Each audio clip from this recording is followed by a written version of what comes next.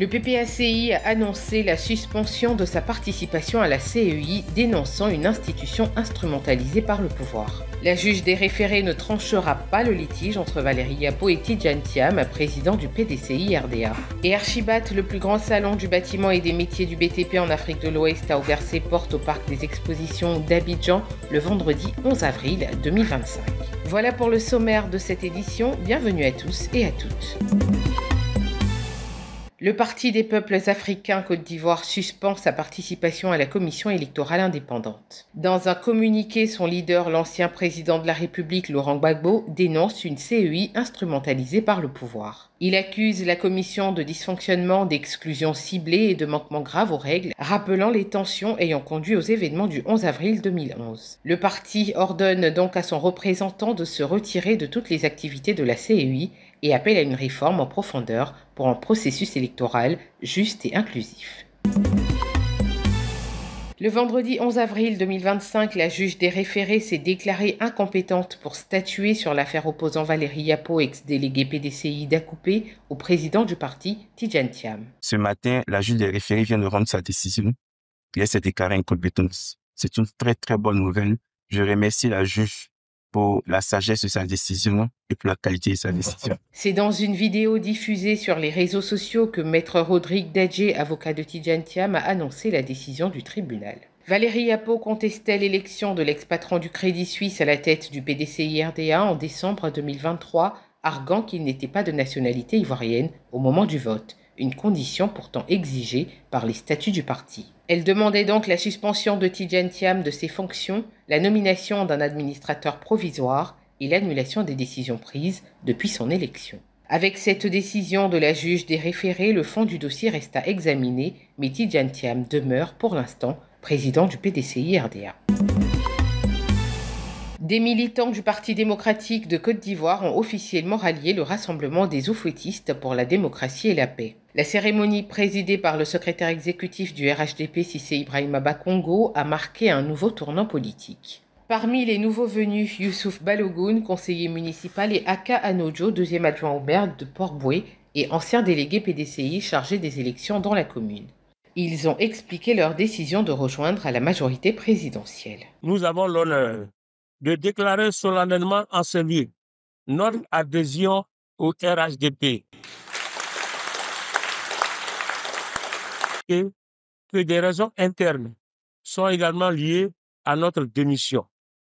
Et je citerai entre autres l'injustice, l'ingratitude, la méchanceté, les calomnies au sein du conseil municipal et de la délégation communale du PDCI RDA de Port-Boué. Au nom du président du RHDP, le président Alassane Ouattara, président de la République, au nom de son haut représentant, avec le rang de président d'institution, le président du directoire, Koné Kafana Gilbert, en mon nom et à ceux et celles qui animent le secrétaire exécutif avec moi, vous souhaitez la bienvenue à Aka Anojo et Youssouf Balogun.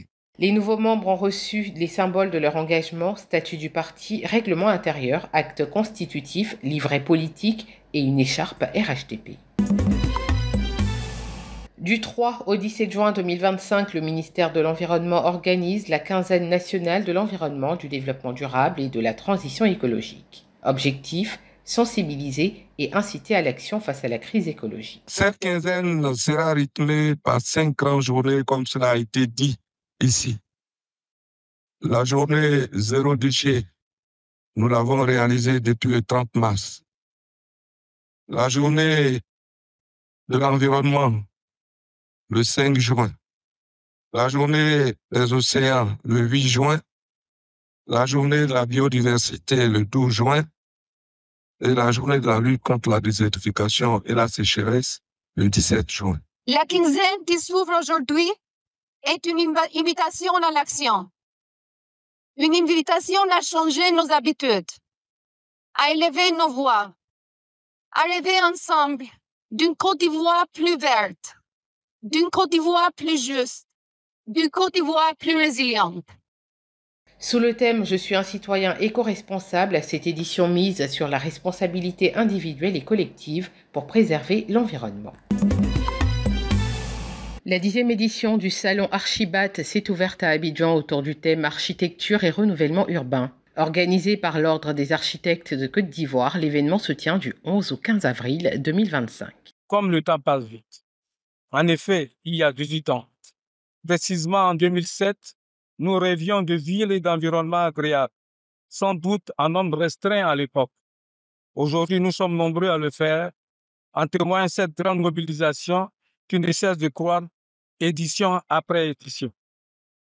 Au point que cet événement s'impose désormais comme l'un des plus prestigieux en Afrique de l'Ouest. Archibat met aussi l'accent sur la jeunesse en valorisant les écoles d'architecture et les jeunes talents à travers des expositions. Les architectes de Côte d'Ivoire, par leur apport au vaste chantier qu'est le renouvellement urbain, s'engageront et sans limitation à promouvoir une architecture qui respecte l'environnement et qui utilise les ressources locales de manière responsable. Répondre aux besoins d'une population croissante en créant des espaces accessibles et adaptés à tous. Accompagner le processus de transformation de nos villes en créant des liens entre les générations et les cultures. Parmi les nouveautés 2025, un concours du meilleur artisan, électricien, plombier, carreleur, un espace Agora dédié au projet et Archibat Tour, un circuit touristique des grands sites d'Abidjan et de Grand Bassam. C'est la maturité d'un écosystème que nous célébrons. Un écosystème qui associe les architectes, urbanistes, ingénieurs, industriels, collectivités, promoteurs, chercheurs, citoyens, tous engagés dans une même ambition, penser et construire des villes plus durables, plus inclusives, plus harmonieuses, plus agréables. En un mot, des villes plus vivables. En 2023, le salon avait rassemblé 150 exposants, 30 000 visiteurs et plusieurs panels d'experts. C'est la fin de cette édition. Merci de l'avoir suivi. L'information continue sur cette info et sur cetinfo.ci.